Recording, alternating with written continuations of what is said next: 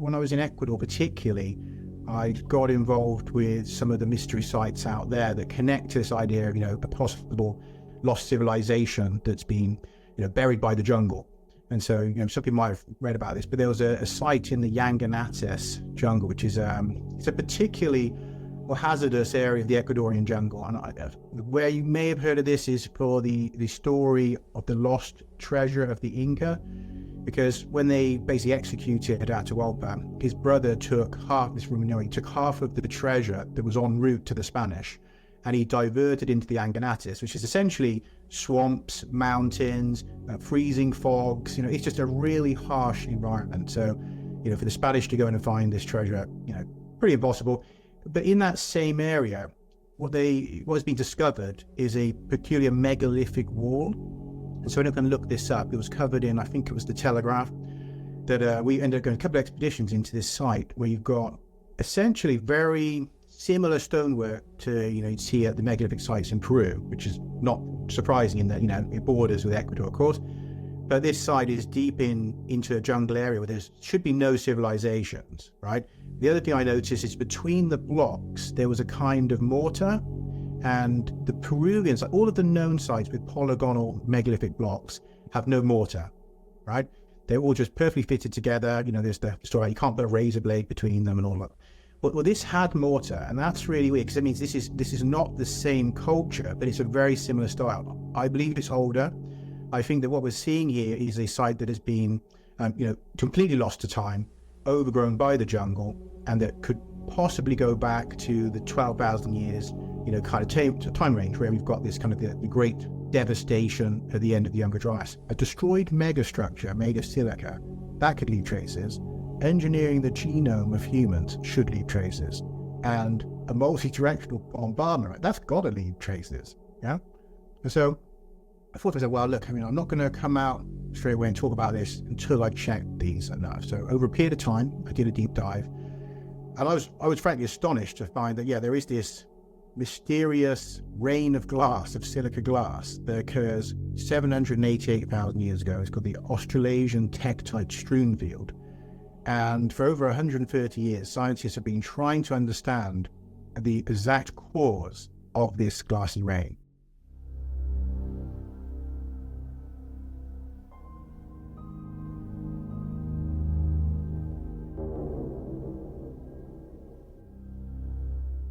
Now, before we jump into the topic of this conversation, just want to make everyone aware that I've recently been demonetized on YouTube.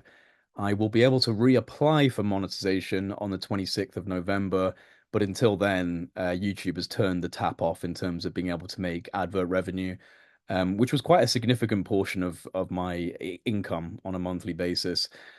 I've had a really amazing outpour of support from people via PayPal, Buy Me a Coffee, Patreon, contributing to try and help me get through this short little process of demonetization on YouTube. And I just want to say thank you so much to all of you that have already donated and given what you can. It's really much appreciated. Anyone else who's able to do that to help support my work whilst I kind of navigate through this brief period of demonetization on YouTube, that would be much appreciated. They didn't give me a solid reason why I was demonetized. It was apparently a copyright infringement, but they didn't specify the video. I tried to reappeal and they denied my reappeal. So yeah, that's my situation right now. Before we get too deep into the whole kind of techno signature tektite side of this, which is fascinating, just in general, where do you sit on the discussion around pre-cataclysmic civilizations on Earth? Was there a great city of Atlantis? Was there an advanced culture before our own history? It's starting to become quite a popular discussion point, mainly because of people like Graham Hancock, of course, popularizing it and looking forward to his new Netflix series. But what do you think about this whole concept? Where do you sit specifically on these kind of timeline contradictions and debates? Yeah, I'm fascinated with the topic, as you probably imagine. And so I've also been fortunate to meet Graham Hancock a couple of times. Once in Mexico, actually, at a conference there, 2012 conference, many years ago. We've traveled to a number of, Maya sites with him, which was really cool. I've met him in Cheltenham at a book launch, and he also wrote the foreword to one of my books, which was really cool, to be honest, as you grow up with these names, and then to actually have someone like that write the foreword to your book is pretty awesome. So because of my interests. When I was in Ecuador particularly, I got involved with some of the mystery sites out there that connect to this idea of, a possible lost civilization that's been, buried by the jungle. And so, some people might have read about this, but there was a site in the Yanganates jungle, which is it's a particularly hazardous area of the Ecuadorian jungle. And where you may have heard of this is for the story of the lost treasure of the Inca, because when they basically executed Atahualpa, his brother took half of the treasure that was en route to the Spanish, and he diverted into the Yanganates, which is essentially swamps, mountains, freezing fogs. It's just a really harsh environment. So, for the Spanish to go in and find this treasure, pretty impossible. But in that same area, what has been discovered is a peculiar megalithic wall. And so when I can look this up, it was covered in, I think it was the Telegraph, that we ended up going a couple of expeditions into this site where you've got essentially very similar stonework to, you'd see at the megalithic sites in Peru, which is not surprising in that, it borders with Ecuador, of course. But this site is deep into a jungle area where there should be no civilizations, right? The other thing I noticed is between the blocks, there was a kind of mortar. And the Peruvians, like all of the known sites with polygonal megalithic blocks, have no mortar, right? They're all just perfectly fitted together. There's the story, you can't put a razor blade between them and all that. Well, this had mortar, and that's really weird, because it means this is not the same culture, but it's a very similar style. I believe it's older.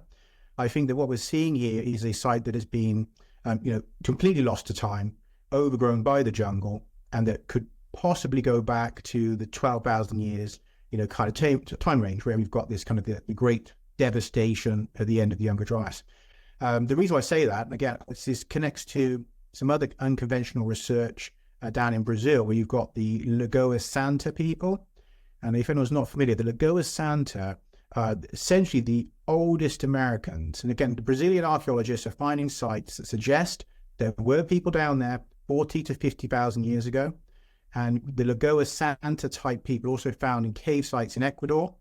And there's a links going back to the same area where this megalithic wall is. So my suspicion is that we've got like Lagoa Santa people that have built megaliths in that region very, very, very long time ago.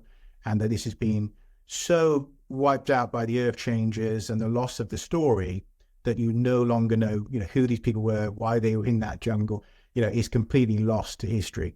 And the quick add-on to that, you might be familiar with the finds at La Mana in Ecuador as well. And if anyone is not familiar, the La Mana artifacts were found in a gold mine kind of prospecting project. There was a tunnel out in the jungle. The guys went in there and they found it's hundreds of artifacts. And amongst them, you've got a boulder that shows a map of the Earth, but with additional land masses that we would associate with, potentially with the stories of Atlantis. There's a kind of a landmass off the side of South America. There's another one off the, the side of Europe, and a marker stone, which seems to indicate somewhere in the Middle East with an eye in it, which has been jammed into this rock, which seems to mark some particularly special site. You also got artifacts there that have an Olmec type number system on them, which is kind of funny because, of course, it's a fair way from Mexico down to sort of the the Ecuadorian jungle, which again links to, I think, a lost civilization that we would connect to the Olmec type people. My suggestion is that we're looking at the original people of the Americas, who would be Aboriginal Australian or Papuan types. And I can come to it again very quickly. I'll just add on, because straight away people say, what do you mean? Why would there be Aboriginal or Papuan people in South America, right? Well, it turns out that when they started doing the genetics of the indigenous people of the Americas, they found amongst these two of the isolated jungle tribes that they have direct genetic links to Papuan people, right? So you can imagine they were thinking, well, how can that be? How can you have a link to Papuan people in the isolated jungles of Americas, right? And also amongst these people, one of the tribes actually has star lore that when they look up at the sky, they see along the dark rift of the Milky Way, a rhea bird stretched along it. If you go travel to Australia, you'll find several nations there who say there's an emu stretched along the dark rift. The rhea and the emu are essentially identical. They're very closely related birds. So if you find genetic links and cultural links, you've got to start saying there's a direct link here. And that direct link has to be extremely old to have people in the isolated jungles, right? who have that link. These are not people that come in recently.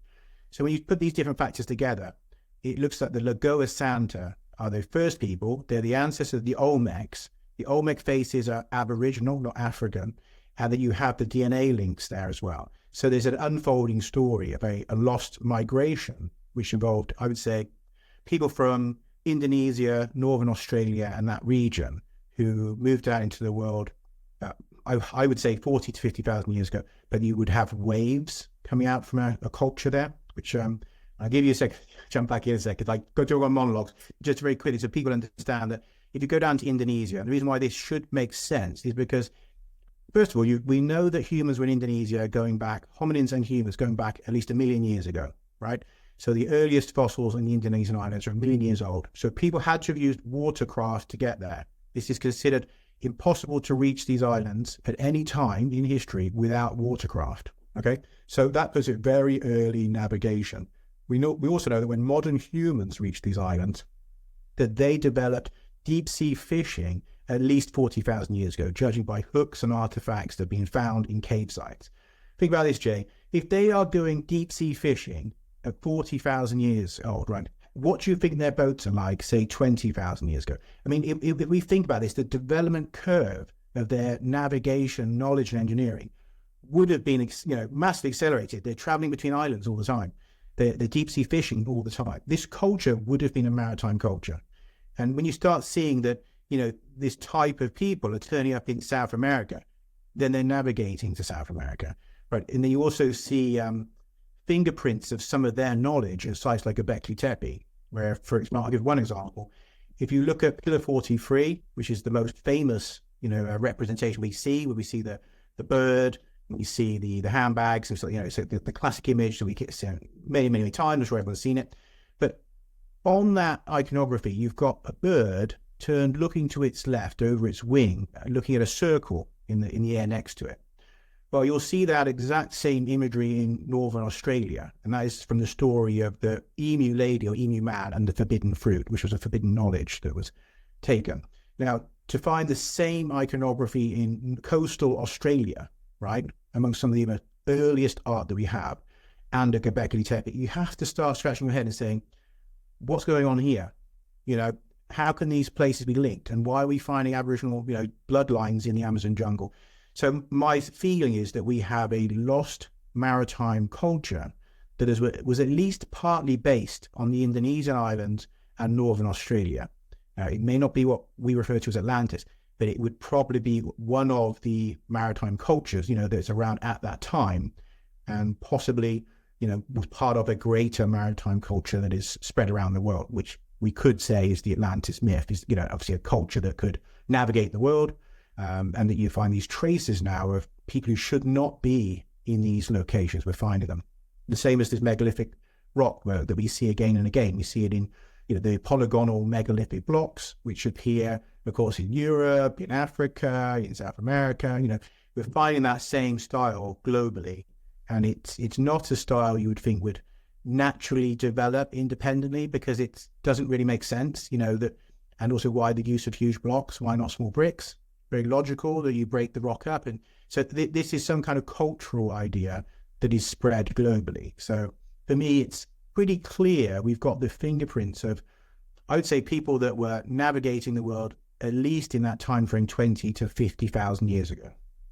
Well, this is the thing. I mean, there's so many contradictions in the kind of entrenched orthodox historical narratives that we're given, and this is just kind of becoming more and more obvious as we're analyzing through LiDAR, as we're doing these different archaeological digs, and as we're assessing the history books with more clarity. And it's just interesting to me that there's such an intense level of resistance. Now, do you think that comes down primarily to just institutionalized dogma and the belief that, well, we've created this model, this is challenging the model and trying to ignore controversial facts that damage the structure that we've kind of created? Do you think it just comes down to that type of dogmatic issue that we see in religion and science, or is it something a little deeper? Is it something that speaks to a time where humanity was something even greater than it is now, and perhaps that's dangerous information? I think there's at least 3 angles to why we see this, and one of them certainly is the dogmatic framework of the academic world, that, you will have the expert in the field lecturing to the next generation, telling them, this is basically how it is. And they will take that on board most of the time as literally true. They also know that they go against the main narrative, that can be damaging to your career. That, you want to impress the boss, which is, let's be honest, is normal in most jobs. Do you really want to go up against, say, the most famous anthropologist, and you're fairly new to your career, and you start speaking and saying that you think his theory is full of rubbish? Probably not. So there's definitely the pressures you can imagine in any kind of career path. And we hear about it in the sciences as well. There's a lot of people say that they are scared to speak out about errors that the esteemed prize-winning scientists are putting on TV, right? Because do you want to be the person who goes up against them and their kind of, their clique, and potentially be ruined? No. So that is definitely a big part of it. But I'd say also we have, when you look at the anthropological world, you've got a couple of other forces as well. One of them is today, it's very left-leaning. You've got a lot of bias in there about, how society should work. And this is obviously a topic, it's all about society, people, human stories. So there is certainly a bias in there towards what I'd say is the new kind of radical framework for viewing human beings. That has also come out of a reaction to the past of anthropology. You've got to remember, anthropology is responsible for racism, right? The whole initial kind of field had based around this idea that, there were these primitives, and then, that the white people were really the civilizers, and that, the black people were more like apes. This all came out of early anthropology, right? The other problem that we have there is that they initially were spreading stories about lost civilization, like Atlantis, and that some of the, the quite sort of esteemed thinkers of the early anthropological field were promoting the idea that, like, the Mayans and stuff were outliers of a lost civilization. But as those stories began to kind of crumble, it turned out that their readings of, say, like Maya glyphs were just wildly wrong. And their readings of Egyptian hieroglyphs and stuff were misleading. Eventually there was a kind of a pushback that this is basically hokey pseudoscience, and also tinged with racism and white supremacy. So, those were real problems at the time, right? So the reaction to that has been what I'd say is an overreaction, an extreme pushback, where any discussion of the idea of a contamination of cultures from outside, or that some kind of proto-culture, that they see that straight away as you are stepping into that quagmire that they kind of created, and that they now see that as a completely taboo idea, that there is a proto-culture, or that these cultures have arisen by contact with other more advanced groups, right? So if you sort of put those two things together, you can see why it's so difficult to have a reasonable conversation on this topic with most professional anthropologists, right? Some will, some of us diverging, but these are, I think they're understandable problems, but they are hampering, the explorationists in these topics. Keep in mind as well that, these are social sciences, they're soft sciences, they're storytelling. I don't think anyone should feel beholden to someone else telling them their interpretation of evidence is somehow absolutely correct because they're slightly more scientific in their thinking. But where I think that we do have to say, I guess, better bit towards the scientific view is with the hard sciences, when you have a geologist dating a site, I believe the geologist, I can't go and date a site myself, right? So if we were going to do any kind of independent research, we rely on the hard sciences. We rely on geologists, we rely on chemists, we rely on biologists, yeah?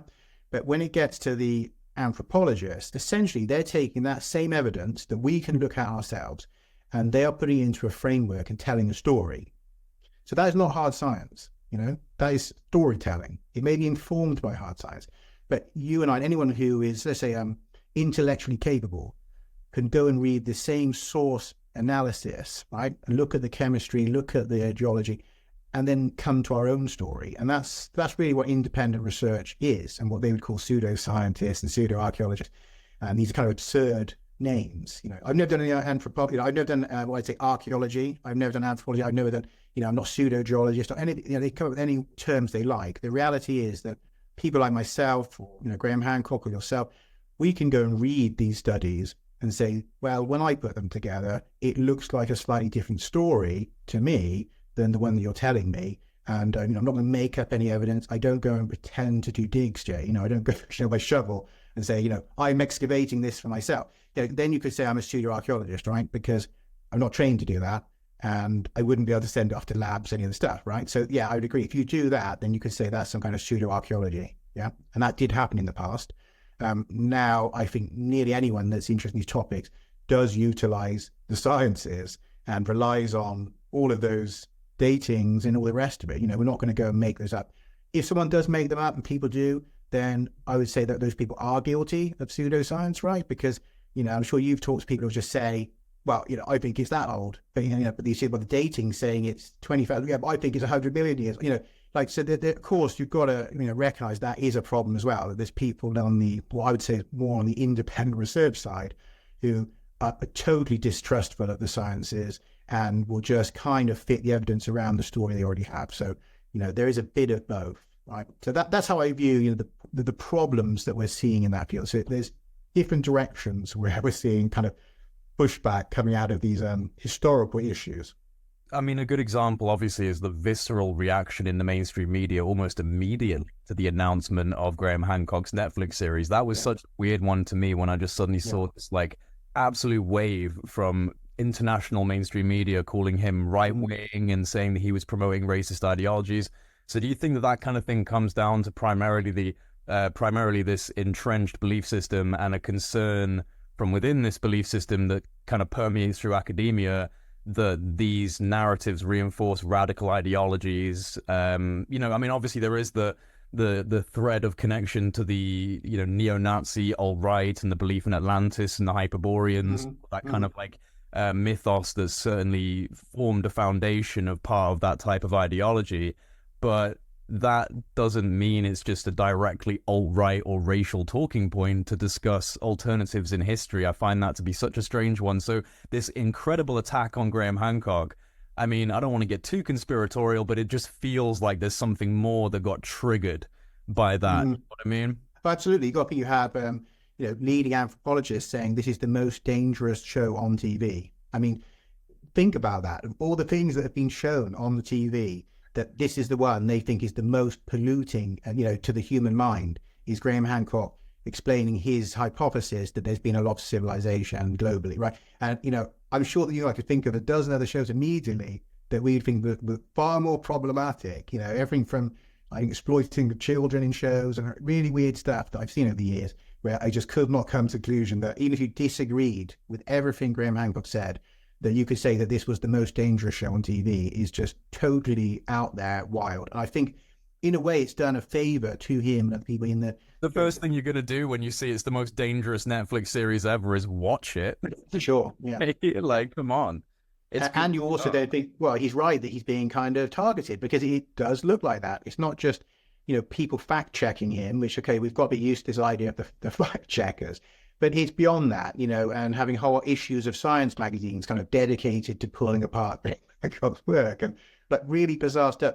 And this is a guy who, they think so, he clearly is not a right-wing racist, right? He very clearly, if you look at his work, or you look at his ideas, or you meet him, or, about his personal situation, his wife and his kids and stuff, that this is clearly not a white supremacist, right? So it's a really strange situation. I understand it because when I published my book, The Forgotten Exodus, the Inter-Africa Theory, right, which challenges reason out of Africa.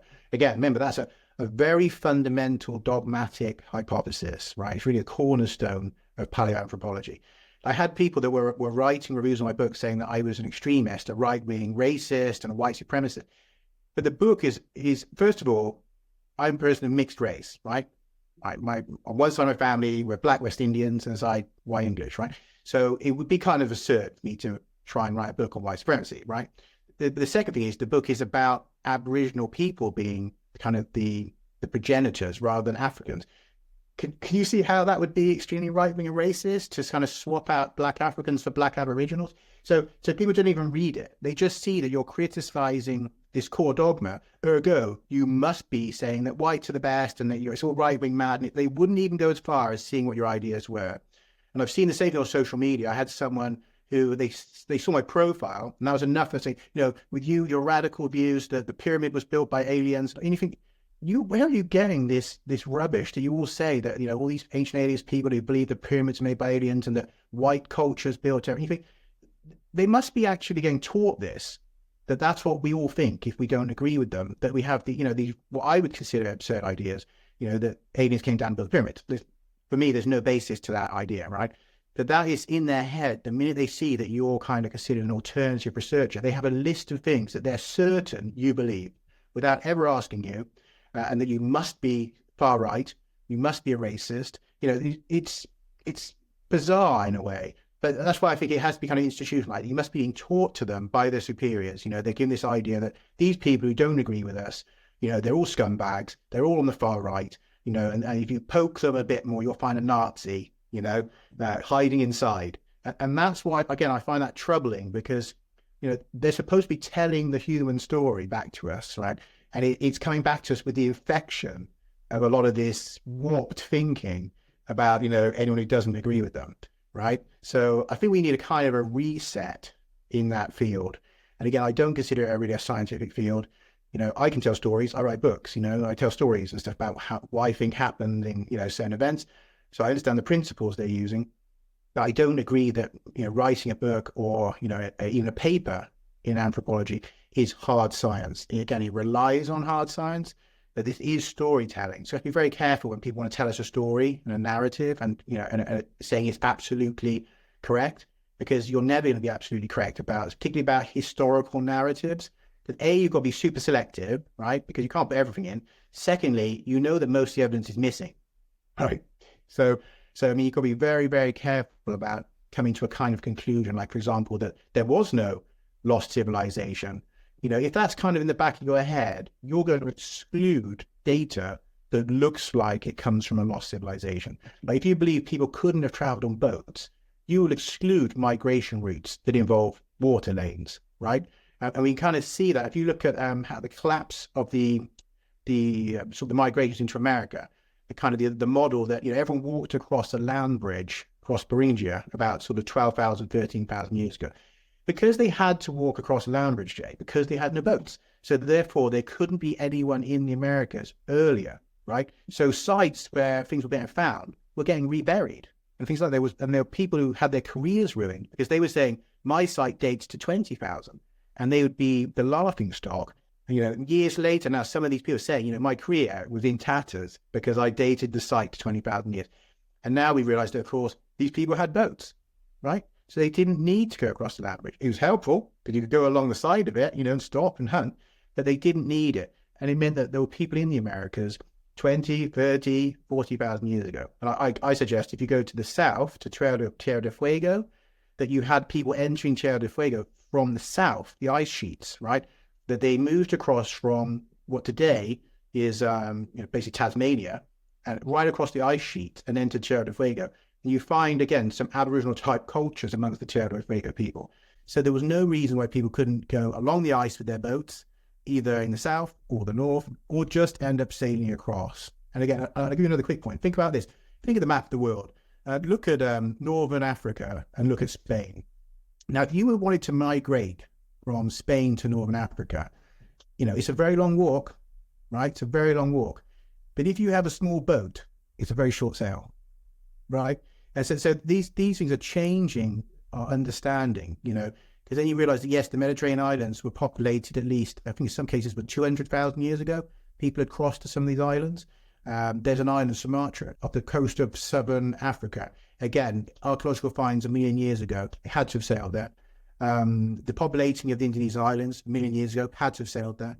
So, like, you start thinking about that. Like, if there were even kind of human, hominin type people that were able to do this, then you have to infer that modern humans, have always been able to sail, right? But that statement out, they've always been able to sail. I don't believe that if Homo erectus could figure it out, that we can start saying that these modern humans were limited to at any time to walking, right? That they've always been able to do this. It's also very likely that they had things like wooden carts and wheels, right? Okay, why do we think that? It's because very recently they found wood fragments from an engineered structure, probably a bridge or something like that was 700,000 years old. 700,000 years old. So you think about it, Jay, if people were engineering significant large structures with wood 700,000 years ago, how much wood culture have we not seen in the record because it rotted away, Well, that's it. I mean, it would degrade away. You'd have no evidence. Where was that found, by the way? Now that, I believe that's a find in Africa. If you have a look at that one, that completely shifts the narrative, because now you can think about lost cultures who had wooden houses, wooden carts, wooden chairs, wooden weapons, and that what you would find if you excavate that site is some stone axe heads, right? So if you tell the story of a culture that was wood-based, and you tell it through the eyes of today's, archaeological evidence, you will probably just find some stone tools, ceramic pottery, and you would miss the entire culture, because you wouldn't know they had wooden houses. You wouldn't know they had wooden carts. You wouldn't know they had spears. You wouldn't know, all of that's gone. I think we're starting to realize, again, that goes with the boats. And there was an argument I think Graham Hancock had, or someone that was talking on his behalf when he was talking to Flynn, the archaeologist professor, where he was kind of talking about this maritime culture, and Flynn kind of cast it, well, we don't see these ships, from this culture in the seabed, which is absurd, because you're not going to find an intact 30,000-year-old wooden boat. You're not, right? It's rotted away. That's long gone. So there's some really strange arguments about, the absence of evidence being the evidence that they can use to say, well, that's for sure then that they weren't there. And it's like, well, now that's why I like that we're finding some of these pieces, because then you have to stop and say, well, that shows straight away that we had it completely wrong, and that these people were building bridges and stuff nearly 1 million years ago. It makes you wonder what the critical threshold of, pieces that are being put together would be to kind of sway opinion on that, because, obviously, I mean, bias works on both sides. So obviously those of us who are interested and invested in this type of idea will probably see evidence a little quicker than other people who are not on board with it. But at the same time, when you have places like, prime example, Göbekli Tepe, so for so long, this was considered just a land of hunter-gatherers that were just living a very basic life. Suddenly, here is this incredible complex. So it's just proving that underneath the earth and in so many areas, the jungle in the Amazon, the LiDAR, we were talking about that on X the other day, these are things that need to be done, because there is so much more hiding. I mean, it's incredible what we are already discovering, and it just makes you realize that actually underneath the surface, there's an entire world of history that we haven't discovered. Well, yeah, and I think particularly just, if people take into account the realization just of boats going back way earlier than we thought,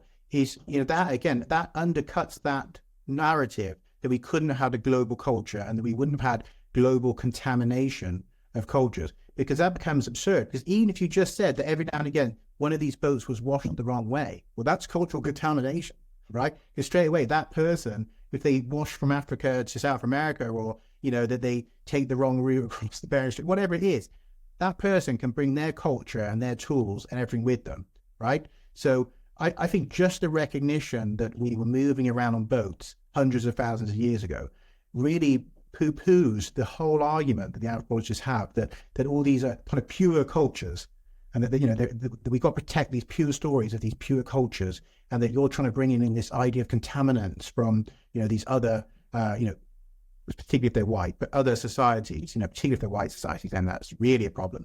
But again, if you ask some of the the wisdom keepers in some of the indigenous societies, their own stories talk about contamination. And that's the, I think, is kind of ironic, because we'd be accused of trying to warp the stories of the indigenous people. But in many cases, you talk to indigenous people and their story involves things like aliens coming, right? Or people from out their civilization arriving as wisdom tellers, sharing information with them, right? So how do we do justice to the indigenous people, if we don't actually recognize that they also have those kinds of stories? You can't just, blackwash it.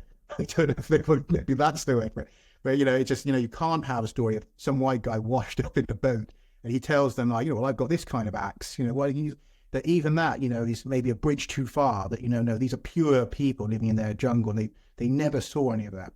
So I don't know. I do think that that's hampered the story, because particularly again with that megalithic, the wall building, you can see, I can see, most people can see that this is a kind of engineering that is very unlikely to have arisen spontaneously, separately in so many different places, because it doesn't look like a logical way to build things, right? So then you have to infer that somehow the idea of building like that is flowing across regions, and this is not an unreasonable take. It's the most sensible take, instead of that it's always, no, all these ideas spring up autonomously because we're all humans and we can all have the same idea. It's a very weak argument in many of the cases, particularly you've got, shared iconography and maybe very similar stories. I mean, we have, like, for example, you have the Genesis story amongst the Hebrews, where we have, the beginning story is, this object, something hovers over the waters, it parts the waters and essentially creates the landscape. The same stories in the Popol Vuh with the Maya, right? They say in the beginning, this thing's hovering over the waters, there's been some kind of cataclysm, and this thing hovers over the waters, it separates out the fresh water, and and then the new era begins. Well, hang on a minute, are we really going to say that some Mayan guy sitting on his mountain, he just happens to invent the same creation story as a Hebrew tribesman, right, living on the other side of the world? I mean, doesn't it seem to you that maybe there's either some cross-contamination, or they're both seeing the same thing happen at the least, right?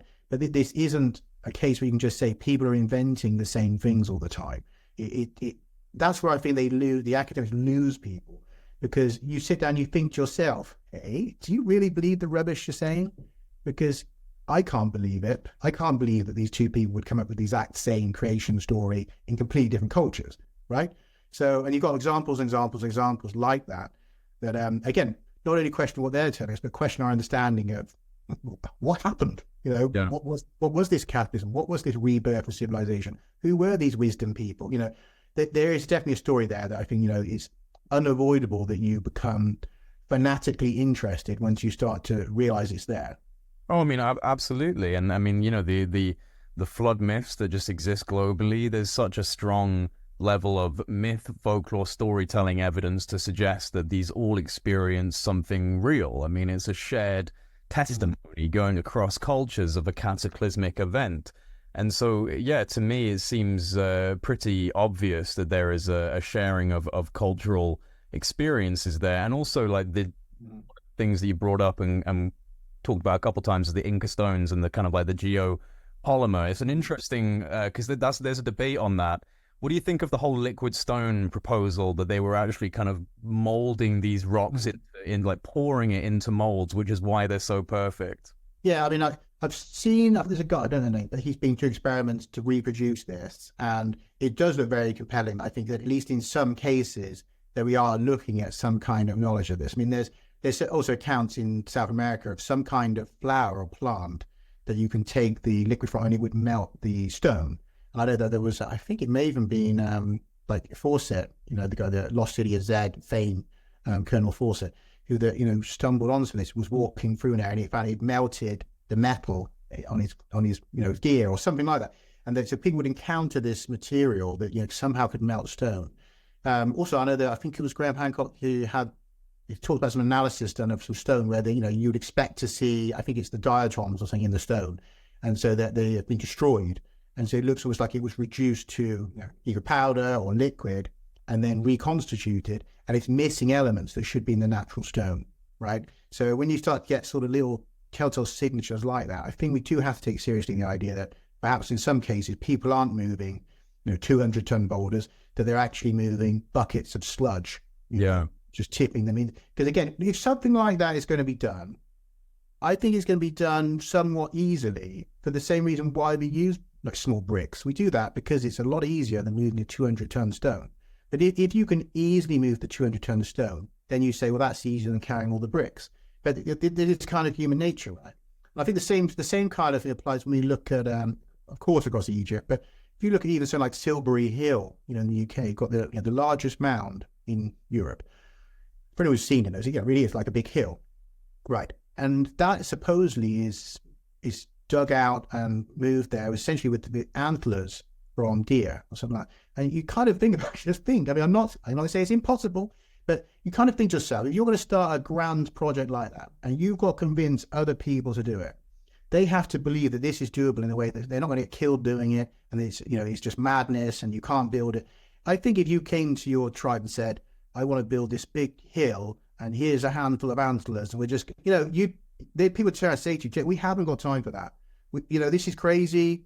We've got farming to do. You'd have to sell them on that this is something fairly easy.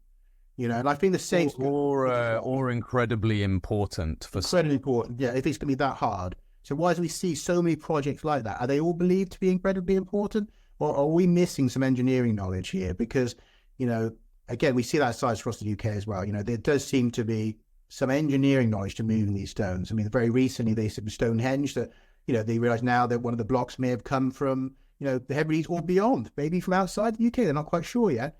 And then on top of that, you've got blocks carried from Wales and stuff. So I think that, if you don't have an easy way of doing this, right, that you don't do it that way, you do it the easier way. You'd say, well, you use stones locally, right?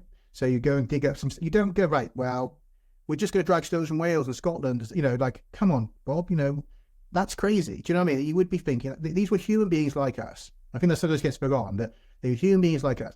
They have to speak to the equivalent of Bruce and Jay, and they have to get us somehow convinced that we're going to move tons and tons of stone from Wales and Scotland, and that it's not going to kill us, and it's not going to take so long that we can't feed ourselves, and our families.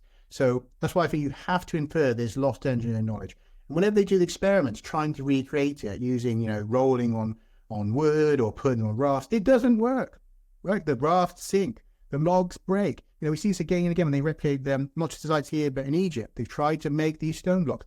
The drills bend, the copper saws, bust. And, so we can see that it's not the way that the mainstream academics think it was. Like, we don't know how it was done, but we know they are wrong, So that infers that there is definitely engineering knowledge that we are missing in this story. Oh, absolutely. I mean, there's so many different sites around the world. One of them that's caught my attention recently, because I'm also diving down the whole psychoacoustic architecture and the deliberate harmonic engineering of some of these temple sites, specifically the subterranean ones, many of them BC. The Hypogeum in Malta, the Hypogeum of Hal Saflieni. This is another place that they try and convince us was carved out of antler tools and basic tools. And this is a meticulously crafted, multi-geometric layered subterranean resonance chamber, because they have demonstrated that it literally creates these novel standing wave patterns. It oscillates at, I think it... in the oracle room, which is what they call kind of the main central nexus of the site, the actual frequency is that of a male voice, like a baritone male voice. There's a lot to be said, and this is kind of going down a slightly different route, sticking with the same thing, but there's a lot to be said about this kind of sacred sound science, this harmonic science, and this is something we're only just tapping into infrasound and the kind of experiments into changing brainwave states. So I think that, one of the reasons why people say, well, where is the technology, is they don't realize you're standing inside the technology when you go to some of these places. I think that whatever they were doing, maybe from intuitive shamanistic sage experiences and kind of translating that information over time, they seem to be adepts at transcendental consciousness influencing the body, and absent any sort of biophysical or biological knowledge that we have. So that's what interests me, is how did they intuit things we're only just discovering in the 2000s and onwards, you know what I mean? Yeah, well, absolutely. I mean, if you look here at West Kennet Long Barrow, which people are not familiar with the landscape here, you've got Avesbury Stone Circle, which is the largest stone circle, larger than Stonehenge. And then very nearby, within walking distance, you've got Silbury Hill, the largest mound. And then across from Silbury Hill, you've got West Kennet Long Barrow, which is the largest, fairly complete long barrow in the UK, as far as I understand it. But the West Kennet Long Barrow has the acoustic properties built into it as well. So there was experiments done there showing that it produces infrasound.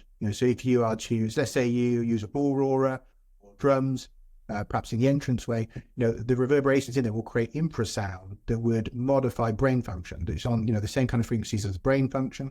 So you'd have these sites, which are getting written off again as burial mounds, which I don't like to use the term burial mound because these are just happen to incorporate exquisite psychoacoustic engineering. Right. You've got that question this. Why would you do that? You're going to sling a few dead bodies in it, but instead you've built it so that it can produce infrasound that affects the human brain. Well, dead people don't need their brain affected, right? So you've got to say that in reality, the people would have probably walked up the hill on a kind of pilgrimage to this site. It's built up on the hill, overlooking Silbury Hill and Amesbury. You've got to think when they're putting this sacred landscape, and you would have, no doubt, this is my view, you would have probably gone in, washed in the sacred well, which is not far from that. the Earth Mother, contacting the Earth Mother, you'd gone into the thing, right, as the sun goes down, because they're east-west aligned, right? So you go in as the sun is dying, and if you look from the top of long barrows, most of them, the alignment of the chambers, it looked like a person. It's got legs, arms, and a head. So the internal structure is like a person. You crawl in between the legs. What does that mean, you think? So you're crawling into the womb of the Earth Mother as the sun god dies, you're dying, you go in. Across the floor is spread a mixture of quartz crystals that catch the light of the moon, and also you have bone fragments from multiple people. These are not complete skeletons normally. They're understood to be skeletons of people who've been buried and then later dug up. So you have a mishmash of bones in there. These are not complete burials. So spread across the floor are the bones of the ancestors. So you're in there with the ancestors in their physical presence and their non-physical presence. You now have somebody at the entranceway who's either spinning a ball aura or playing a drum. So you're in the darkness, complete darkness, which we know modifies brain states, right? And you've got this intense thing going on. You've been told, you're going in there to be reborn. So you can imagine the intensity anyway. And you're now experiencing the effects of mind-altering infrasound and the repetitive sounds of a drum or a ball aura. And at this point, somewhere in the night, you will either meet the Earth Goddess or the ancestors. That is the idea of what's happening to you. And in the morning, as the rays of the new sun come up, reborn, so are you. And you crawl out from between the legs of this mother, and you are reborn to the tribe. Right? Or, Jay, what sounds more central? Well, they just slung a few dead bodies in. Well, yeah, or they just threw a couple of dead people.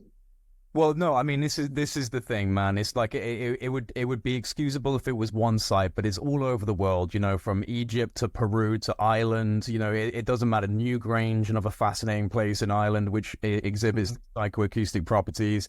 Xavin de Huanta, like there's so many different areas around the world. Obviously, the King's Chamber and Queen's Chamber inside the Great Pyramid.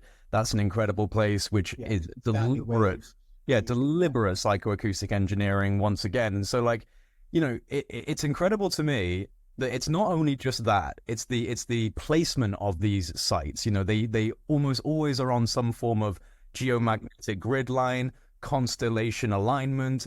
And so, you're looking at, in my opinion, almost like a really ancient Tesla tech. So there's no wires, there's no cables, because you're actually kind of piggybacking on the natural mediums of energy around the planet biomagnetically. You're using your own biomagnetic input as well through harmonics and oscillation. Kind of gets even deeper into things like the simulation theory. Are we in a fractal reality because of this recursive feedback loop that you're kind of putting in? And through this, we fall into these wells of consciousness and gain insight. And honestly, man, like, I think that these people were masters of that. And we have just completely lost this history, and it's been suppressed, 100% been suppressed, because these are tools of enlightenment, tools of profound realization, Absolutely. And we know today that there are still people in the scientific world who get insights through altered states. I mean, I've been to where Einstein gained some of his core insights during dreamlike states, daydreaming.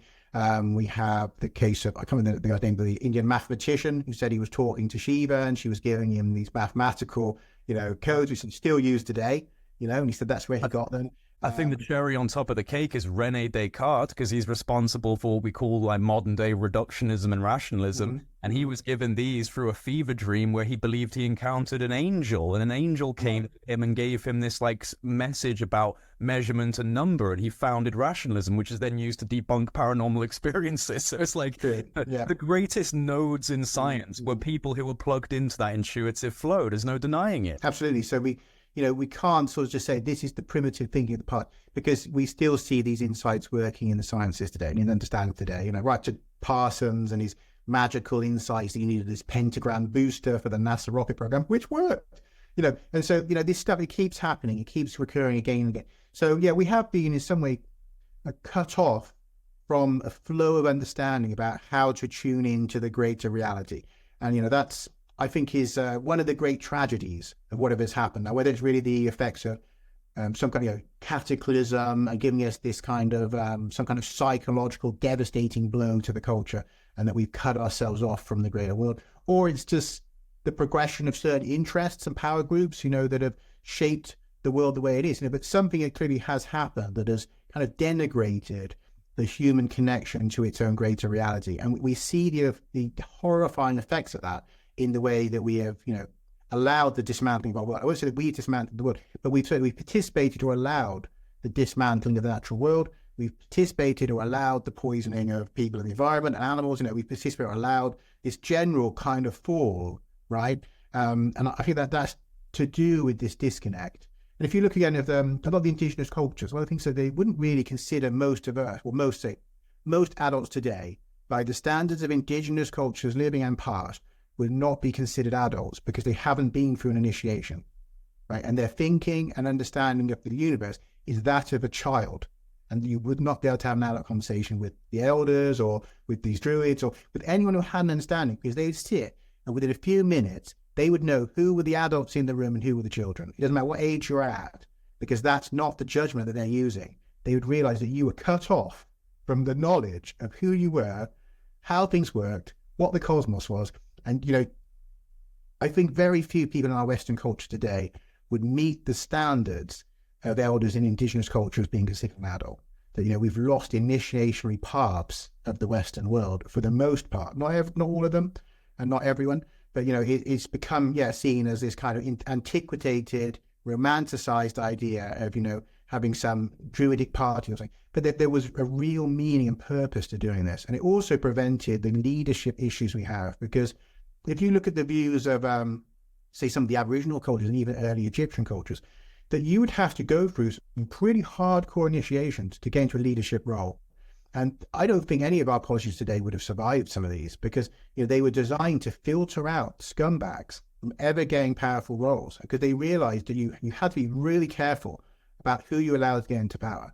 Now, if you can say, there's a story that, and I don't know if it's true, but that in Egypt, in the early periods, that one of the tests of the pharaoh was to be locked in the sarcophagus, airtight, and that if you survived by leaving your body and going into a state of suspended animation for your own consciousness control, you would survive the however long it was, the hour, the 2 hours with no air, because your system has basically shut down and you're now in a kind of an NDE experience. They would open the box afterwards, and if you're still alive, you have shown that you are now a winged pharaoh, one who can fly and walk in the other world, and is sound, to be in that kind of role. Now, what kind of scumbag would get in the box? None. You can imagine any of our politicians ready to do something like that?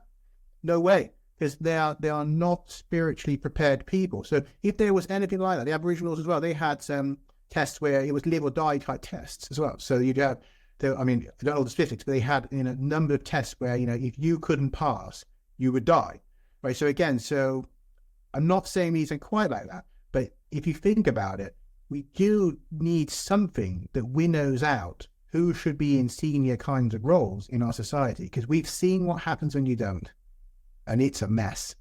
It's a nightmare, so I'd love to see something come back, in terms of these traditions where we go through an initiation and, that everyone who should be in some kind of role guiding other people has been through some kind of initiation, right? And so they have reconnected with themselves and with the greater universe before taking on some kind of power, right? Well, that's it. We have a system that filters in the scumbag as a prerequisite to position of power. It's like you quite literally can't ascend to the lofty positions of leadership in nation states without having a lot of skeletons in your closet and blackmail. And that's the world we live in. That's the world that we exist in. And I think a lot of this can be traced back to things like the burning of the Library of Alexandria, the Roman Empire, this very aggressive shift in cultural and theological values and belief systems. I think a lot of that contributed. Obviously there's kind of like more modern things like the Age of Enlightenment, this reductionist model in science. But I think that this is quite a historical trauma of a lack of knowledge. And, we can't forget the fact that entities like the Vatican have incredible amounts of history under lock and key for specific PhDs and scholars to sometimes peer at if they've got the correct tickets, a little bit like a special access program, silos and stovepipes, but for our own antiquities and history, which is just mind-boggling to me that they can do that, but they do. So, we have pieces of the puzzle buried under strata and in the ocean, but we also have, I think, probably some of the biggest pieces, the most disruptive, are literally under lock and key. Yeah, I mean, the problem is, again, we know this with some of the great archaeological discoveries, that there are all kinds of powerful families who have huge amounts of artifacts in their homes, like things that were pillaged from Egypt, pillaged from the Americas. No one really knows the scope of the vast treasure of antiquities that have been squirreled away into mansions around the world.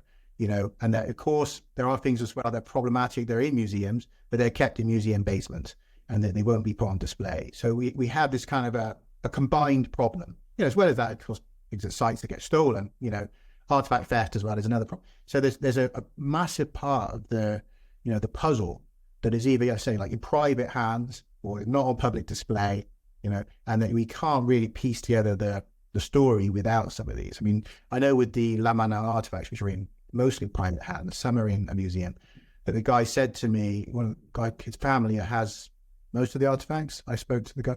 He said that some of them, they won't even let a picture go online because they would fear for their lives, because the implications to the church and to the powers that be would be so dramatic that they would fear for their lives if they were to put images of the artifacts online. He said, so there's only a small fraction of the laminar artifacts you can see on websites. So the vast majority, he said, most likely you will never see. That the family still debate whether to have some kind of small museum and show more of them.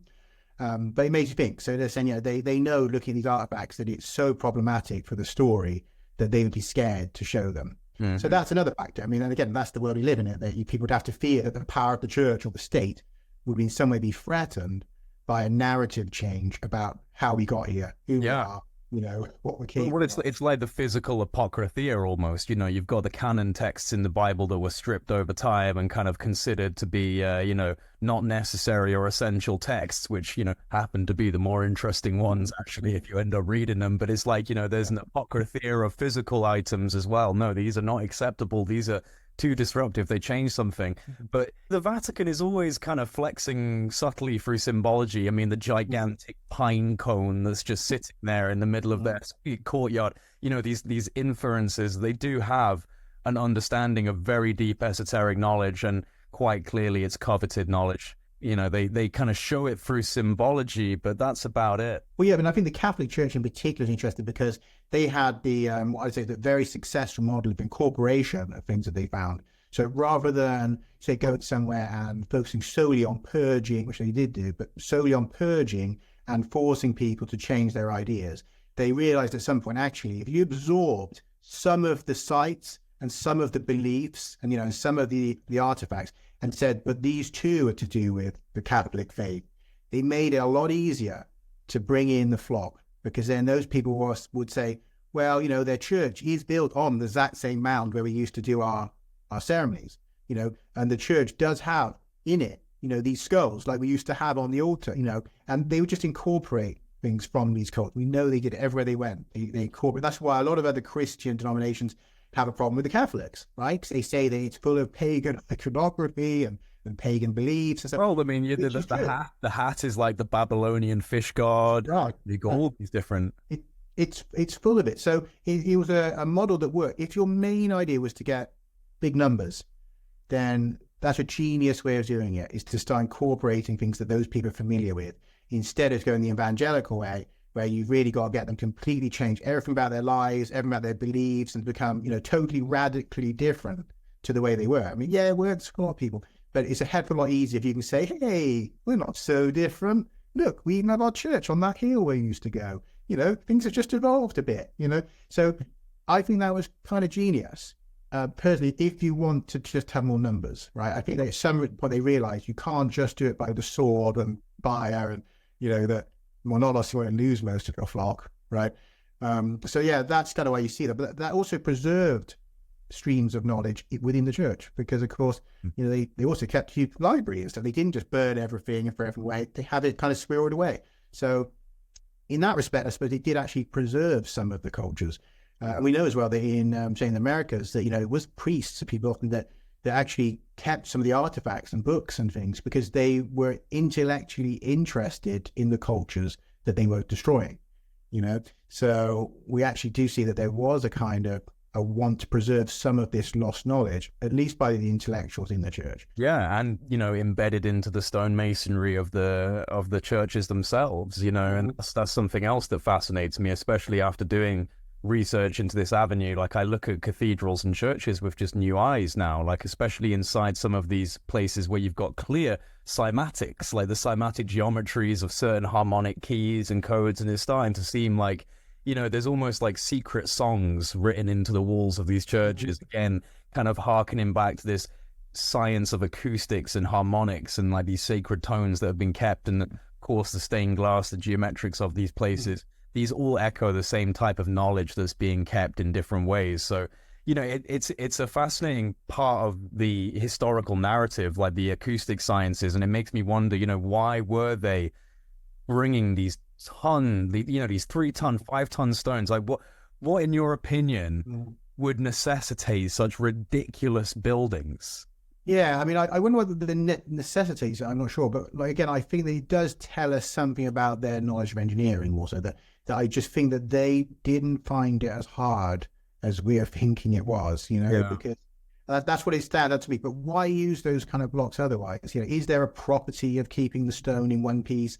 Is there something that they found it did, better, whether acoustics or, there would have to be some reason. Because again, I think logically, any human being can say, well, it's easier to use some just small blocks, right? It's really easy.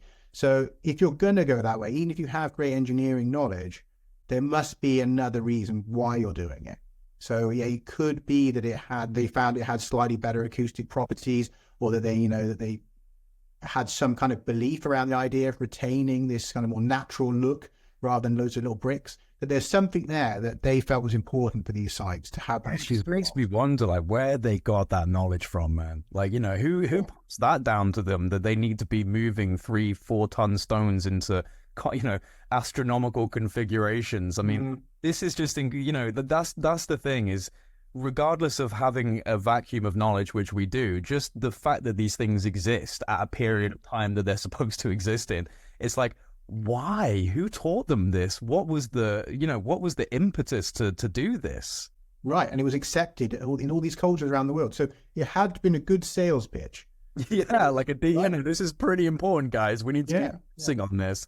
I mean, like, if you're considering these people as hunter-gatherers, their basic day-to-day is survive, eat, survive, eat. They don't have time to be going to Scotland and bringing stones back over. Like, it's incredible. It, like you said, it speaks to an absolute mystery. Going back to Göbekli Tepe, I mean, to me, that very argument, that these people are hunter-gatherers, they don't really live in a city as such, supposedly, that, if it's far better than, if we're going to go in with that kind of story, if it's far better with a scenario where somebody sails up the Euphrates or the Tigris, with this knowledge and speaks to these people and tells them how to do this and says it's super important and convinces them. Because again, and I know this is one of Graham Hancock's arguments, is that, that although there is some signs of precursor stonework, so I'm not going to say it totally appears out of nowhere, but it does seem that at least what we see as the more artistic work seems to appear somewhat fully formed. So, I mean, to me, it would fit with some contamination, if you like. That somebody has sailed up that river and has sold the idea of how important it is that they build this massive site with all of this iconography, and that, don't worry about just your hunting and gathering. This is more important, because again, even if you have one person in the culture of this idea, it seems unlikely that you would all adopt it. You see that somebody has sold the idea here that we need to do this. This is a grand plan, and it's going to involve, an understanding of astronomy. It's going to involve an understanding of nature and cycles, and all of this stuff. And we're going to build not just a few. We now know that there are multiple sites, right? They're connected across the region. Not just Göbekli Tepe, but there are several other, maybe as large or larger sites that are buried all around the region. Okay, so this was taken on as a really grand project, a totally culture-altering project. I can only believe that there is a sales pitch here, which is really, really compelling. That we're going to dedicate an awful amount of our man hours and our food, everything, to this project. You've got to feed these people who are not really contributing. society, if you think about it, they're not producing food. They're just working on stones continually, right? Shaping stones. So you've got to feed all those people and house them and look after them. They're not productive members of society. So why would you be doing that? So unless you all have been convinced that there's something so super important that you really need all these people dedicated to doing it. So I mean, these kind of like, I think human factors often get kind of just ignored. You know, it's like, what, it's just something they like doing. You know, it's kind of absurd because we know that it was a kind of grueling life as it was, of meeking out your existence, you know, catching wildfowl and trying to grow the few, you know, grasses that you could eat. And, you know, the idea that then you could tell it, to me, it seems strange. Also, the fact that we have the bull link again, which is a strong link between a kind of a bull cult, right? And that bull cult, again, appears in many other places, and that there is this kind of adoration of the skull, of the head, of the bull, you know, and symbolism that we see again in South America, and we see, you know, in Egypt and other places, that this kind of the strange version of the bull, which takes us back to, in my understanding, back to astronomical understanding, that we're going back to one of the earliest recognized astrological symbols of Taurus. And again, that we see not only Taurus, but often we see at these sites the Pleiades, and that these are recurrent focuses of cultures, of Taurus particularly, and for some reason, the adoration of the human skull, the skulls being prepared, clean, prepared, and kept, and sort of, you know, adored in some way. And, you know, we've got skulls in the iconography at Göbekli Tepe, but we've got similar iconography around the world. And these skull cults and bull cults, again, spread around the world. So we are seeing, I think, also a deeper connection to the sky world, and something particularly about Taurus and that region of the sky. I think the Pleiades and Taurus, you know, we find those among some of the earliest rock art as well. If you go to some of the caves in France, and, you know, you find this Pleiades representations and the bull. And also if you go down to Indonesia, where some of these really early rock art sites are being, again, there's indications there of, again, this same kind of focus around the world. So, you know, to me, there is a stream of knowledge that goes right back into the Neolithic and, you know, into the cave art and the rock art with the similar kinds of themes. And it always seems to have a sky world kind of connection as well. It's not just about what's going on down here. It's a connection between earth, sky, and underworld. And that we have that shamanic theme of the, you know, that you are connected through the earth, but you're also connected with the sky, and that you kind of this bridge of energy between these different realms, you know. So again, that, I think if you have the esoteric view yourself, you kind of see these themes when you look at, you know, into some of these sites. You can realize that what you're kind of touching upon is kind of more of a shamanic kind of worldview. So I'd say there's what about these connections. Again, an interesting shamanic connection is that we know the serpent, you know, is another recurrent theme. Again, Göbekli Tepe, but also around the world. The serpent was featured, you know, there was a featuring of the site in America, the Serpent Mound, which I'm sure you're familiar with, which was in Graham Hancock's documentary. And there's a moment where he talks about, he says, you know, the interest about this is you notice there are two feathers coming out the sides of the serpent's neck near the head. He said, you know, this was quite mysterious sort of thing. Well, actually, from my point of view, that's not mysterious, because if you look at the art of the rainbow serpent down in Australia, you'll find exactly that. That it's a feathered serpent. It has two feathers coming out from behind the head. But what is the feathered serpent of the Aboriginal people doing up in, you know, in North America, Serpent Mound? These themes go back so deep. You know, we have the serpent actually in Africa, the earliest sacred, or they think ritual sacred site in Africa, probably 70,000-year-old cave, contains what looks like to be, I think it's a natural formation that looks like a serpent that someone could stand behind and talk from, and you'd have the effect of a talking serpent speaking to you. They think it's the oldest ritual site in Africa. So, you know, these themes keep recurring, that there's a deep, deep wisdom that goes back right into the Neolithic, that has proliferated around the world, has been spread, you know, from site to site, and that it's influenced everybody. And, you know, if you go back 70,000 years, you know, we all have come out of, you know, at least I would agree that we've come out of some kind of proto-population of modern humans, right? I guess that's where my work in the Forgotten Exodus kind of touched into, is that, you know, I don't agree with the out of Africa story, but we definitely do seem to have a period of a cultural revolution, you know, behavioral cultural revolution around 70,000 years ago, that happens most likely in one place, and the place I suggest is somewhere down in Oceania, right? Because the reason I say that is if you look at where is the oldest figurative rock art in the world, on the Indonesian islands and like northern Australia, right? So you seem to have this flowering of consciousness where we are no longer just drawing zigzags and crosses, and these are pictures of animals and beings and philanthropes and bird-headed men and stuff. Right? So something switches on, right, in the human mind around 70,000 years ago, seemingly in that region, and then it spreads from there. Now, if you put this again with these are maritime people, right? They're living on islands. They have to have watercraft. So when we see this radiating out across the world, when you put together a maritime culture and the first flowering of knowledge, like, should we be shocked to see the same themes all around the world? I think not. And we know that 70,000 years ago is the beginning of the kind of flow of migrations that populates the rest of the world, right? So people arrive in Europe 60,000 years ago. East Asia has been populated by about 50, 60,000 years ago.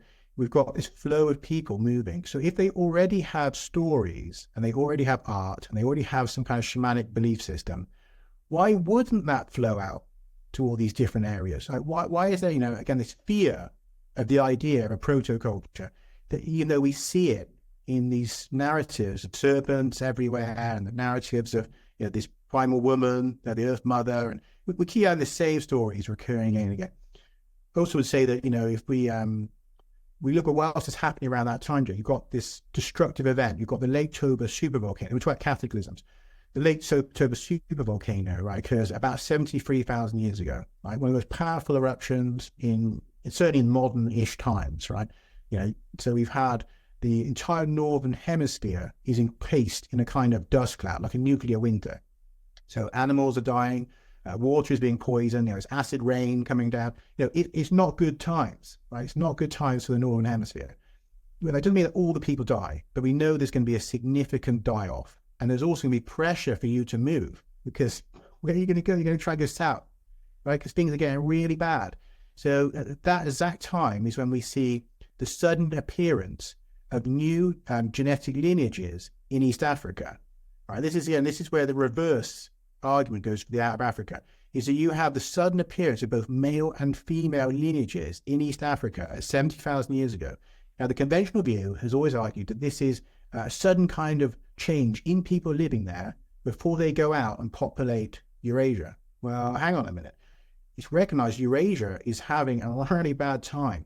In fact, you've got the most arid, dry conditions, right, in the Levantine region for pretty much forever, right? You've got these horrendous droughts and problems because of what's going on. So the reality is that this is the worst time to move east. Absolutely, it's recognized. I'm not going to, this is an academic view. The worst time to leave Africa would have been around 70,000 years ago, exactly when they tell us it happened. So in other words, you'd be heading west and south because of the cataclysm. So funnily enough, you have the appearance of these lineages and the appearance of arrowheads and the ochre engraving zigzags, that are found on stones up there. These are all markers of a new culture and new people, right? So they've moved into Africa. And we also know that those same lineages are seen flowing westward in the genetic data. So in other words, they're going in and mixing with the existing population, right? And you think about it, if they've got arrows and the other people haven't, they're going wherever they want, right? Because they've got the upper hand. So even if they are not welcome, they may have been welcomed. If they weren't, they have ranged weapons. So they are going into Africa.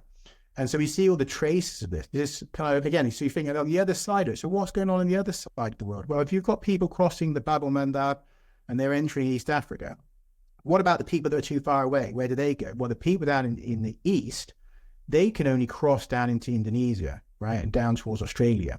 So if they move, but what would we see down there? We expect to see some traces of that, right? So one of the things that stands out, if you look at Papua, right? Papua has something like, I think it's 60% of all the languages in the world are on Papua, right? 60%. It's one island.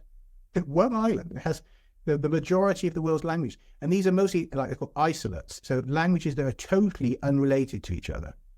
But the other thing you find amongst Papuan people is that they have uniquely strong lineages of Denisovan DNA, right? They have the lineages of at least 2 or 3 distinct types of Denisovans, where we wouldn't even call them Denisovans really, because some of them are so distinct, like 200, 300,000 years separate. So groups that lived separately for 200 to 300,000 years, right? So really, at that point, they are now subspecies or different species. So you've got those lineages, and they're unique to Papua. So what does it suggest? It suggests there is a flow of people, Denisovans, Neanderthals, modern humans, who are all crossing these islands and ending up in northern Sahel, in Papua. And at that time, remember that Papua isn't an island, because we haven't had the Younger Dryas sea rises, okay? So this is all one landmass. And yet they find there's very clear genetic divergence between the northern people of Australasia and the southern people. And they said the only way you can explain this, again, it goes back at least 40, 50,000 years, this divergence, that the only logical way to explain why you'd have that on a singular landmass is the people in the south don't count the people in the north as the same as them. And there is an interbreeding taboo. Because they're looking at those people, Jay, and saying, they don't look like us, right? They can see that these are not normal modern humans, that you now have this kind of hybridized race of people that are mixed with Denisovans and Neanderthals, and everyone who escaped from the cataclysm to the north is now basically hiding on these islands and on northern Sahel. And we can see it in the DNA and those languages. Let's be honest, some of those languages are Denisovan languages, which is amazing to think, but there are still people today, I would argue, speaking Denisovan languages in Papua. And that's why we've got all these crazy languages that are totally isolated from all the other languages of the world, right? But that hasn't been taken seriously. And yet, these things are like hand waved away. Papua has 60% of the world's languages. Oh, well, what does that mean, Jay? Well, it's going to mean something really important if you think about it, because there's no other reason why you'd see that on one island, right? And the fact that they have all of this divergent DNA, you'd think our leading academics would put one and one together and come up with two, especially as Denisovan DNA is not seen strongly in any other populations in the world, right? It's uniquely strong when you go east of Wallace's line and into Oceania. And I made the argument in my book that this is almost certainly the homelands of the Denisovans, because you basically don't really see much trace of them anywhere else. Either you find the cave site in Siberia, we found some bones up in the Himalayas. The only place with a strong genetic signature is Oceania. So that is basically where they seem to end up as their homelands, right? But all of this is non-conventional wisdom that comes out looking at the hard science. This is what I was talking about earlier. I don't sit there and go, I'm going to come up with this great story. It's going to be about Denisovans living in Papua. They're going to speak these languages. I look at the actual data that's in the papers that is coming out. I read it, and I look at the interpretations the anthropologists are offering, and I can see it's absurd. There was another argument where they said the people got to Flores, and you'll be familiar with the Hobbit people of Flores. I'm sure most people have heard the story about these diminutive people that were, their remains have been found and their tools have been found. We know that there was these little people on Flores. Right. We also know that the first people arrived there 1 million years ago. Now, because the mainstream didn't want to give them boats, they were arguing that maybe a population of people got washed across on a tsunami. And you just sit there thinking, head-scratching, that someone would sit there and seriously think that's a mechanism to move a viable population from Southeast Asia to Flores. Is that these, all these people? I think you've blunted down your Occam's razor at that point. That's not really a very rational explanation. No, the idea that you have a whole viable population. So let's say 100 or 200 people that all somehow washed from the coast of Southeast Asia. You got to figure. Hold on tight. Hold on tight. There's some of the strongest currents in the world. And they're all on this giant wave. In fact, tsunami waves at sea aren't even that big anyway. So you're not really on anything until you get to land. So they're these really strange ideas. You're just washed out to sea, and somehow you swam across to Flores? I mean, I don't think so, bro. I don't think you're going to make that. And the idea that so many people could make it in one go, that you'd have a population. So, you sit and you think, that's why I said about storytelling, that if I was to tell you the story where they had a raft that they made from bamboo, which is common to the region in Southeast Asia, and that they realized looking at bamboo that it floats, right? And that you could just get some reeds and tie some back. I mean, I say there's this wave and all these people swimming across the most dangerous currents in the world, and somehow they defy all the odds. And they, I think any rational person would sit there, I think, it's got a better point here. In terms of they probably just had a boat, rather than this absurd idea, just because you're defending the idea these people didn't have boats, because it's a problem for other hypotheses you're making elsewhere, right? That you don't want these people to have boats, because then you have to go back and question other papers that you're relying on or that you've written where the people didn't have boats, where there were no boats until recently. And that, again, that's been an issue. Again, with the populating of Australia, that, they said, 50,000 years ago, people came up with boats, during the Arab African migration, and they managed to somehow sail across to Australia, and that's when it first happened. But then they're finding sites in Australia that are 80,000 years old, 120,000 years old. There's a couple of different shell midden sites that suggest 120. There are areas that look like they had human, engineered burning of landscapes going back 120,000 years.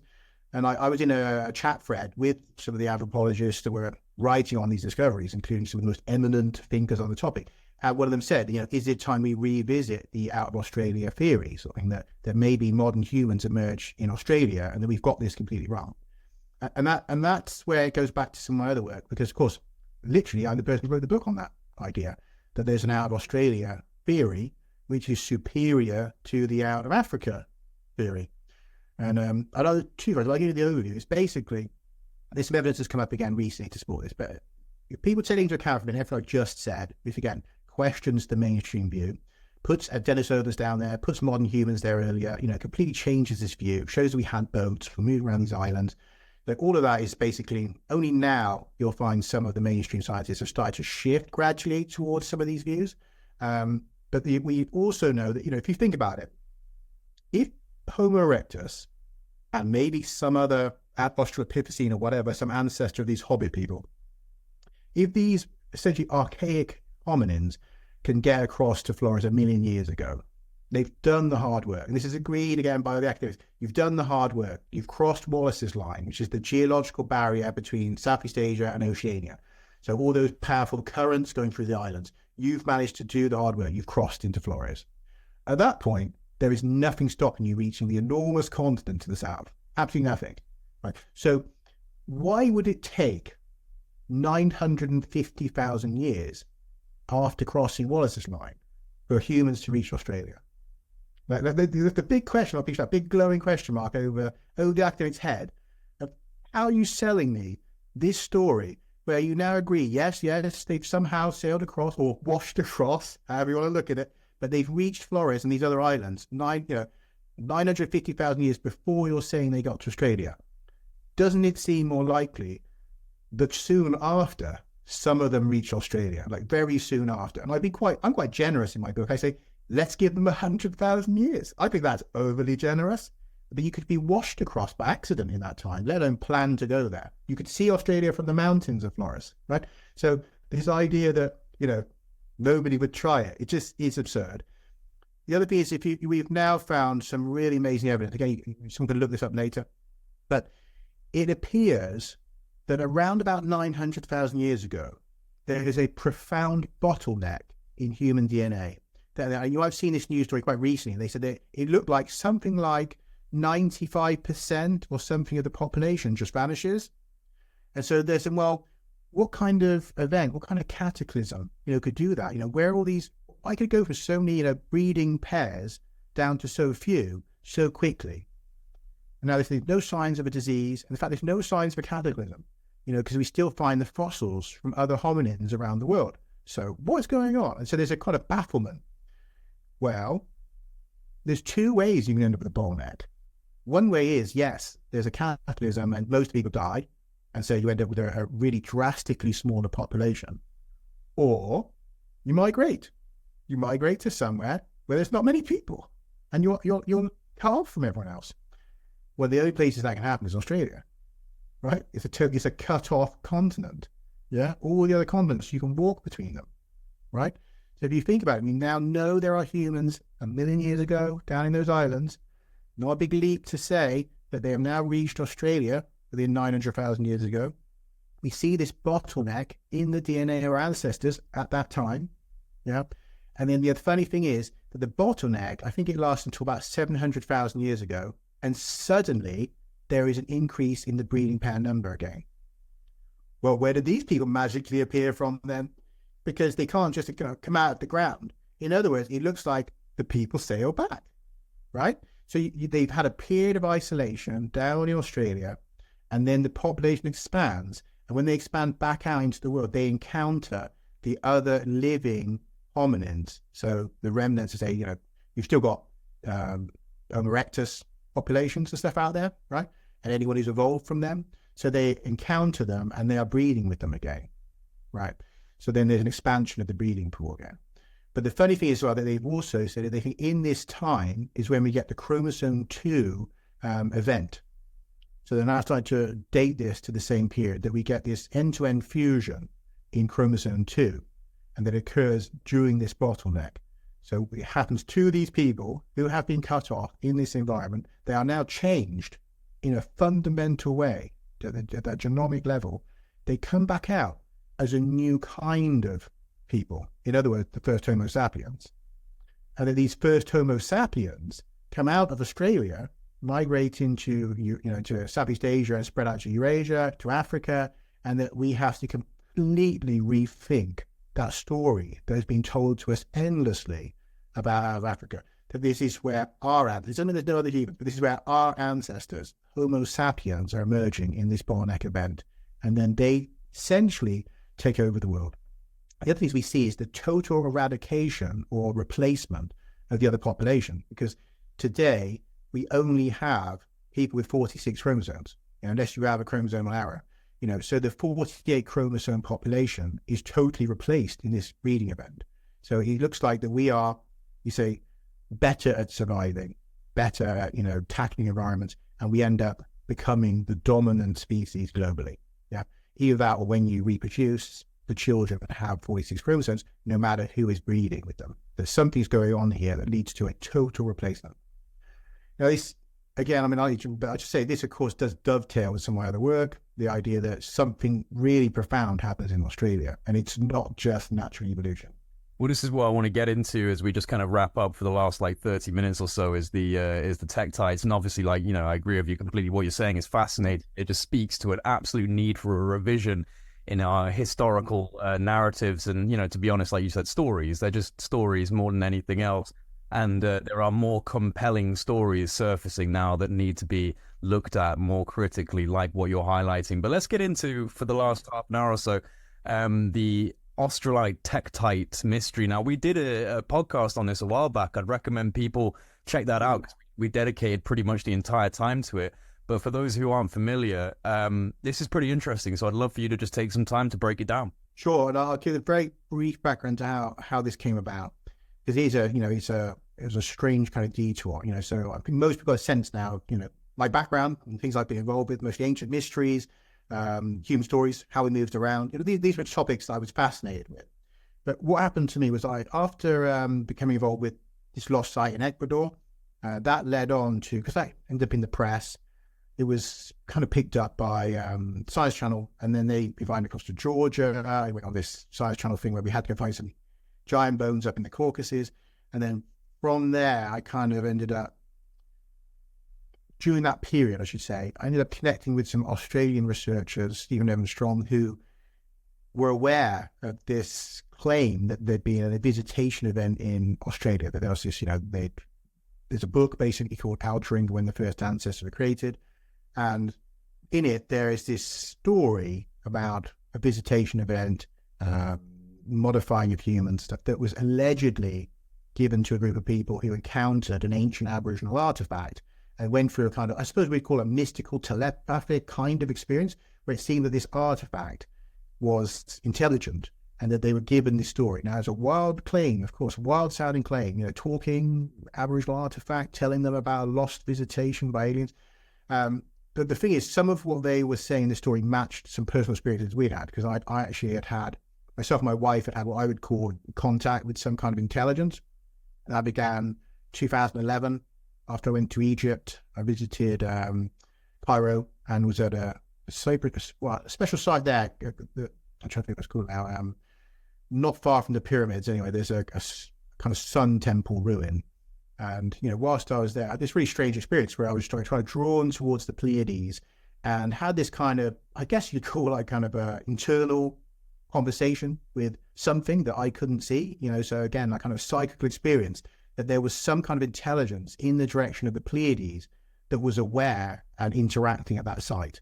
So, and strange as that sounds, that was my experience. And I was also having a conversation of, why have you, disconnected from this world? Why aren't you here helping? This world's a mess. And that was the kind of, it just came up from nowhere. I can't explain it. Now, nothing immediately happened. But about 2 months after that, my now wife, Danielle, then not my wife, but she was my friend, she started having intelligent contact with entities or intelligences that suggested that they were linked with the Pleiades. So we'd had these really intense experiences were going on. So this is why when I heard about this story of a Pleiades connection and this visitation, I didn't just dismiss it. I thought, well, hang on a minute, this kind of seems to link with things that we've had going on in our personal lives. So I'm going to look at it and see whether there's maybe something here, something to it, and something I could validate. And I sort of said to myself, I won't go talking about this story unless I can validate some of the core claims in this book, Alter Ego, when the first ancestors were created. So actually it's published 2003. Right? So it's got a timestamp on it as well. So nobody can add in, new details. That's what they claimed was said. And so I took the information from the book and I went looking for the core claims. And now the core claims are that there was an enormous ship, essentially a crystalline ship, a living AI ship that arrived here and was destroyed in orbit. And they described material melting, raining down across the landscape. I thought, well, that could leave traces, enormous like megastructure, raining down silica melt glass. So that was one of the main ones. They also said that some of the survivors came down, modified people in Australia. So again, this is happening above Australia, that the survivors come down at a place called Gosford, and that they then realize they can't survive here, that they need their genetic engineering technologies to modify themselves, that this is something that was in process before their craft is destroyed. And again, I thought, well, that's very logical, because you hear these stories about aliens just, they're walking around, on Earth, and you think, well, how could they, right? Different air, different gravity, different bacterial environment. But here we're getting a logical explanation. It's like, well, no, we don't just land and live there. En route, we've already started re-engineering ourselves so that we can live there. And the destruction of the main science lab on the ship means that we can't do that, that it's game over, and that we're all unsuited. And they say it's sort of dying. The radiation is killing them, the air isn't right, that they're not ready to live there. So they come up with this secondary idea that instead of colonizing Earth, they will colonize via the existing hominins by changing them to be more like themselves and giving them their thinking, culture, and their identity, essentially, right? So this is a kind of proxy colonization instead of proxy war that we have these days. So we have a proxy colonization event. So I thought that's kind of fascinating, because that's not a narrative you don't hear much in these kind of aliens claims. Again, made some sense as to why they're doing this. And then the third part of this was a claim that 5 years after this event, that they have a follow-up mission from other beings that are allied with them, who turn up and are basically like a cosmic police almost. They're like, this ship's been destroyed. The beings have done it. They're in these other underground bases on Earth. They're a negative kind of presence. They've ambushed one of our alliance ships, and we're going to pulverize them. They sort of warn them, get off the planet, or else, as the ones who don't leave, we unleash a bombardment from space. But this is not an ordinary bombardment. They pull in asteroids and bombard the planet with asteroids. Again, that's a wild claim if it wasn't real, right? Because that should leave traces. So the thing I took from the book was these three major things. I thought, well, a destroyed megastructure made of silica, that could leave traces. Engineering the genome of humans should leave traces. And a multi-directional bombardment, that's got to leave traces, yeah? And so I thought to myself, well, look, I'm not going to come out straight away and talk about this until I checked these enough. So over a period of time, I did a deep dive. And I was frankly astonished to find that, there is this mysterious rain of glass, of silica glass, that occurs 788,000 years ago. It's called the Australasian Tektite strewn field. And for over 130 years, scientists have been trying to understand the exact cause of this glassy rain. And so there's been a lot of different hypotheses. The two main ones were an impact of a very large object somewhere in Indochina. And you've got to explain the material going up into space, raining down across 10,000 kilometers, right? So you need a really exotic event, an impact that launches things into space, and somehow they come back at the right angles. So that was one argument. Another argument was that an impact on the moon launched lunar glass across and it rained down, right? But so you had these really exotic arguments to try to explain it. Now, then on the other side, you had this multi-directional bombardment. And that was a real problem. So I was like, well, I'd never heard of that. And I thought, well, if that's real, surely we'd have all heard of it. Because it's like, we all hear about the dinosaur impact event, we're aware of these kinds of mega destruction events. They're usually about geospatials and stuff, right? So I was kind of surprised. I thought, well, maybe it's not real. Maybe, again, I found one thing that seems to fit, but, maybe that's just a bit of luck. You never know. And then I found actually in 2016, keep in mind the book was published in 2003, so it cannot be added to the claims, right? So anything that it could have been known at the time, you can argue she took it from the, something like that, right? You can say, well, maybe you just cherry picked it. The fact is, in 2016, a team of geologists identified a multi-directional impact event, and they found what seems to be asteroids hitting in Central America, Canada, like Laos, Tasmania, I think there might be one other, that they got multiple impacts. And when they tested the materials at the sites, they concluded not only that it seemed like the dates were so close that they were probably part of one event, but the materials were sort of significantly different, so they couldn't be part of one object. So if somebody say, well, this is like a meteorite breaking up or comet breaking up, it causes a swarm. No, these are distinct objects coming in from different sides of the planet at the same time. And that is really weird, because you don't have that happening. Usually one large object hits every 100,000 years. You get one large bombardment, right? But you don't get several of them coming in at the same time from different sides. That straight away stood out to me. Even they don't really say in the paper, but it's obviously weird, right? It's just obviously weird that would be happening. Why would that happen?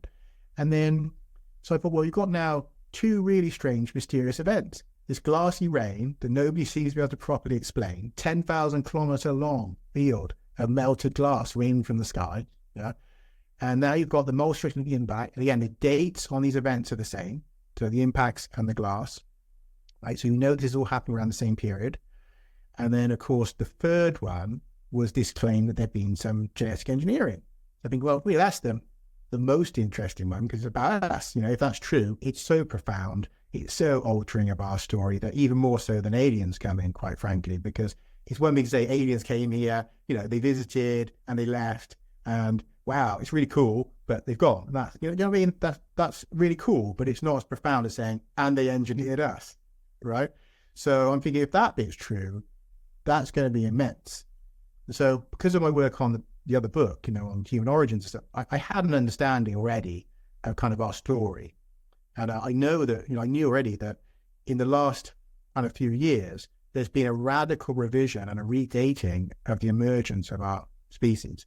So it went from being that it was about 400,000 years ago we emerged, and like 200,000 years ago or so we diverged from Neanderthals.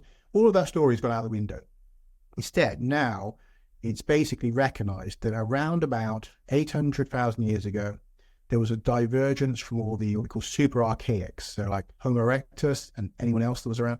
There was a divergence at the genetic level that leads to Homo sapiens, Neanderthals, Denisovans, all of the large-brained humans. Now that breaking away event happens around 800,000 years ago. So that's recognized at the genomic level. We know that something profound happens that launches this new line that will give us all of these large-brained humans. Right on that dating. So the date they give is like 750 to 800,000 years ago. So right on our date again of 788,000 years ago, it nicely sort of wedged into that period, right? That we have the beginnings of all these lineages. And also, if you dig a bit deeper, you find that there are profound anomalies that are leading to these new people. I'll give them a fairly brief example, not only too technical, but I think people do need to know them, because it's easy to say that, ancient aliens guy believes aliens made people, it's an old trope in the community. There's plenty of people that are selling the idea that, ancient aliens came here and modified humans. But what they don't tend to do is make a genetic argument for this, right? They just say that we're weird, we've got big brains, and, we've got chromosome 2 fusion, ergo we must be engineered, which is a very simplistic argument. That's why it gets rejected by scientists, right? And most skeptics. But it's much more profound than that. It turns out that if you look into the human genome, particularly in the non-coding regions, and so this is what used to be called junk DNA, you look in these regions, it's not junk. Basically, these are like mostly regulatory segments. So they regulate how the genes are expressed, like whether a gene even expresses, how much it expresses, they're like on-off switches, and they change how everything else works. It's super important. You've got areas in there as well that are called like highly conserved or super conserved regions. And the reason they're called that is because if you look across all mammals, you will find there are segments in that non-coding DNA that are essentially identical, no matter what animal you look at, right? Because it's doing something so profoundly important that it hasn't changed in like 100 million years, right? Because it maybe gives you lungs or something, you know what I mean? There's something that it's doing that you can't turn that off without killing the organism. So natural selection and mutation, it is not really affecting it. Well, when they started to analyze, and look between humans and other animals, what they found is actually that we have hundreds of segments where these areas have been rapidly accelerated. I think we touched on, I'll give them the same as I think I gave you before, is the HAR1, the first one that was found, which is, it was seen, compared between a chicken, a chimpanzee, and a human being. Now, it's about 118 DNA letters long, which is very short for a gene, but it's a short segment of code. And they looked to see, what were the differences. And so they found that between a chicken and a chimpanzee, 2 letters had changed in 300 million years.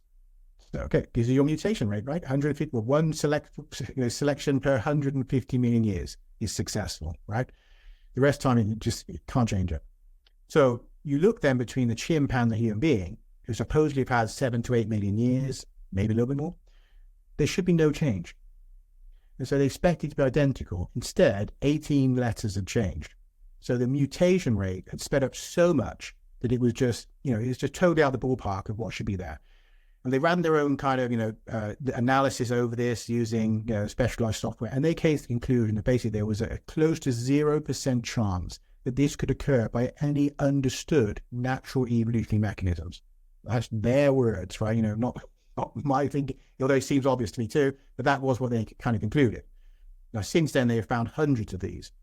And not only are they, they start to look at closer, but they found that over 50% of them are to do with the brain, particularly the fetal development of the human brain. Does that sound random? Doesn't sound so random if it's over 50% our amazing brain. And so that's the ones that we know. Now, that on its own, I think a lot of people say, well, sounds like something's been done there, Bruce. You got me there. But it doesn't stop there. That we also now, they found very recent, again, this is all recent work.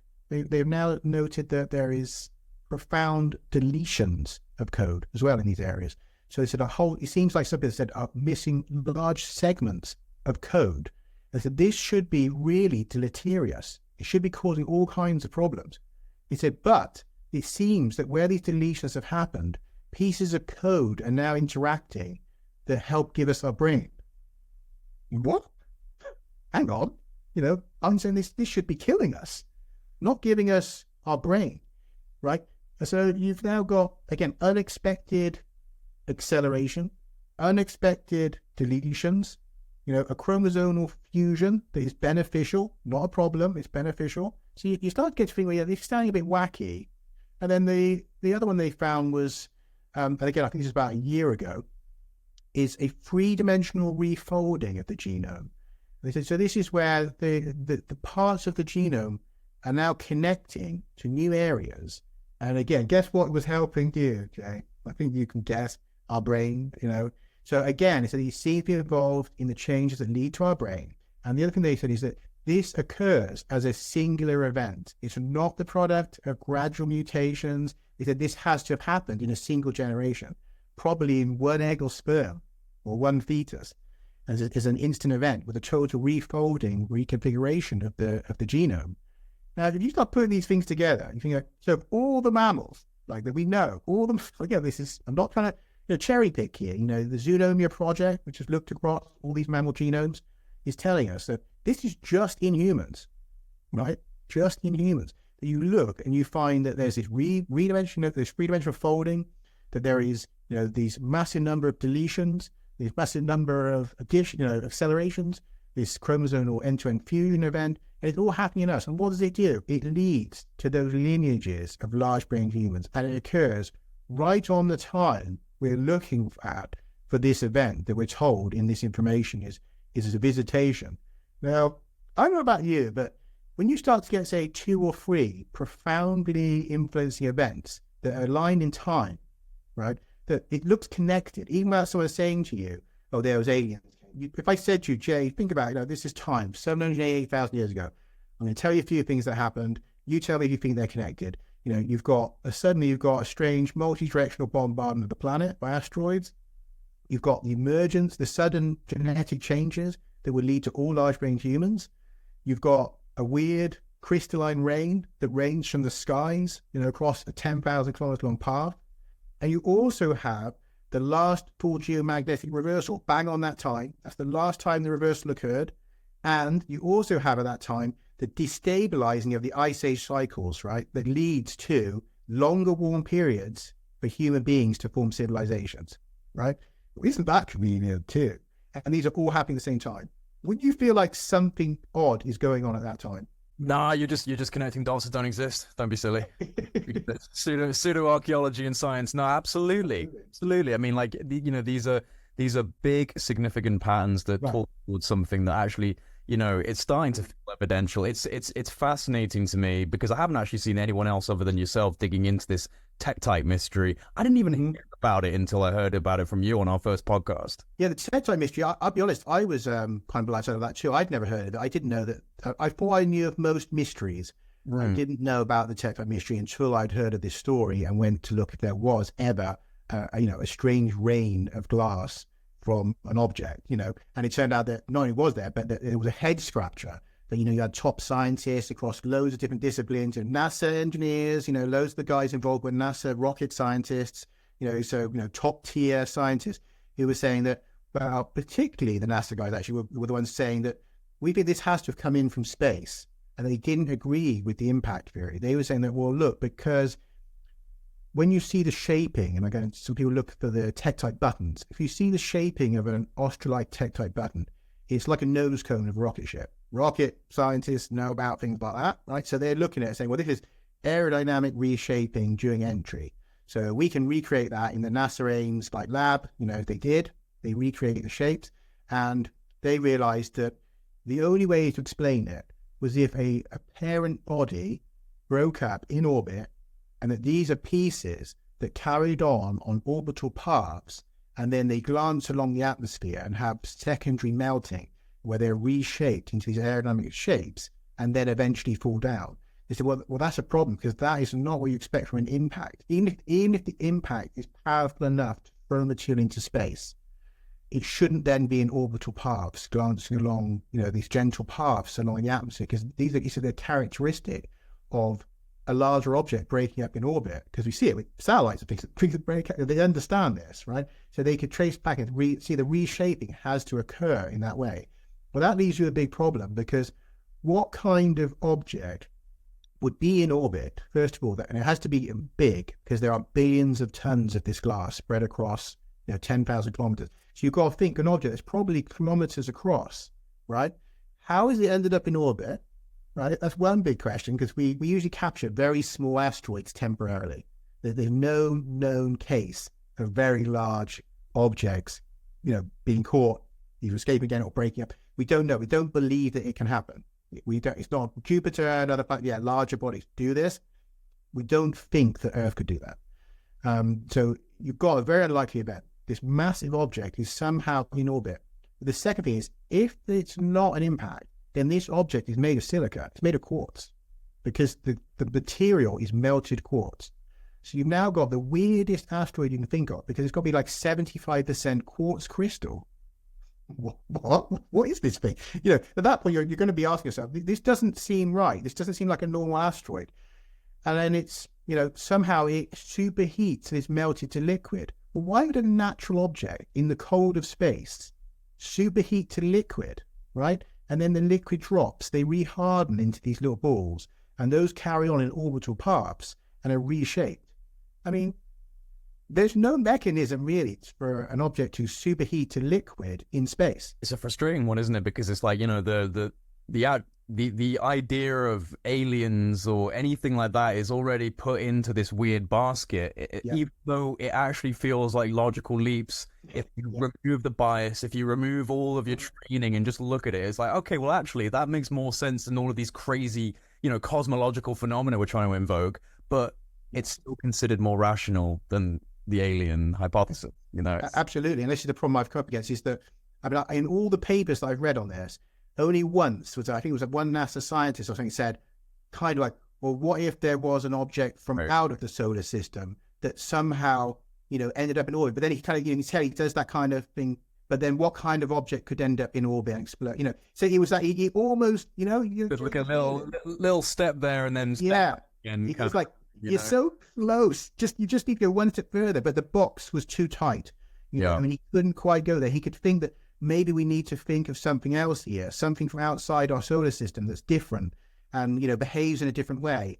But then what kind of natural object would that be? And that's the problem. If you're limiting it to natural objects, then you probably cannot invoke it, right? Because it's not behaving naturally. It's parking in orbit and then it's superheating at some point. And that's not natural. Oh. So they couldn't say, well, what about an alien craft? They just couldn't go there. And like nobody else has gone there. And it doesn't matter that this is following the logical progression and that nobody's explained this mystery. It's not like it's, well, Bruce, it's totally explained. Like, why are you trying to invoke a mystery that's not there? This is recognized that it's not properly explained. And I know that I'll probably have some people, trying to push back, but I can tell you now that there are elements to this that make the impact super problematic. I don't want to go to it. I'll give you one of them because it's probably one of the main ones. So like, people say, well, okay, if it was, if it was an impact, there's a couple of things we should see. First of all, this impact would have to be on the scale of the dinosaur killing impact, right? To put stuff back into space. Now, you'd see a global cataclysm, right? Because we know that, because we have one that kills the dinosaurs, right? We see the fingerprints of species lost, changed climate, everything when that impact occurs, right? For this event, and bear in mind, it's only 780,000 years ago, we see no traces of a global cataclysm. There is no iridium layer. There's no K2 boundary-like iridium layer that you should see all around the world in dust samples, right, in the rock. There's nothing like that. It's not in the seabed cores. You find tektites there, but you don't find any layer of ash or anything like that. So there's no sign of a cataclysm. There's no sign of a species eradication in Australia or, in these areas where supposedly, be impact, so across Southeast Asia and Australia where this stuff is, there's no sort of loss of species. None of those things, Jay, that you would expect from a cataclysmic impact. The other thing is the material as well. I've seen someone invoke this idea of being superheated to a certain temperature where it would allow it to liquidize, go to space. It's basically quite a complex argument. But basically, they recognize there's little fragments of crystal in the material. So that this would be destroyed at the heats that are necessary to argue the conventional theory. He said, so they're there. He says, in other words, it cannot be the temperatures that you invoke to explain it. So, there's these little technical points where if someone was to say to me, oh, but Bruce, there's mainstream people telling you you're wrong. I can tell you now, I can counter those arguments using the studies that are out there. I don't make up anything. I can just point them to a different study, which will say, no, that doesn't work. And that's why it remains a mystery. So I don't know. The thing is, and I know I've got time, but I say this, is that to me, this project has made aliens far more real. And I say uncomfortably real, where it goes from where I was used to the idea that, maybe aliens are there, maybe they're psychically contacting people, maybe there's things flying around in our sky, but it's always a little bit on the edge of maybe, you can sort of allow it to be a story, maybe it's true, maybe it's not. Maybe we're having just psychical contact, which I think most UFO and alien contact, I think, would fall into a shamanic-y, psychical, even plasmas flying around, all sorts of other stuff that we can explain a lot of the UFO and alien contact phenomena with. But this case actually really made me somewhat uncomfortable because it's like, well, hang on, this is like actually physical aliens, real physical craft, physically interacting with our world and changing us and our environment. And that brings it to reality in a way that I've found no other case does. Because, there's always an out. But on this one, you've got the material holding your hands, and there's a mystery to it. You can look in the genome and you can see that there's something weirdly wrong. And it all begins with an artifact that is held by the Aboriginal people. Okay, it's called a chiringa. That when you are near it, it seems to be able to relay information. And there is an object known to modern science, a theoretical object. It's called a Bracewell Sentinel probe.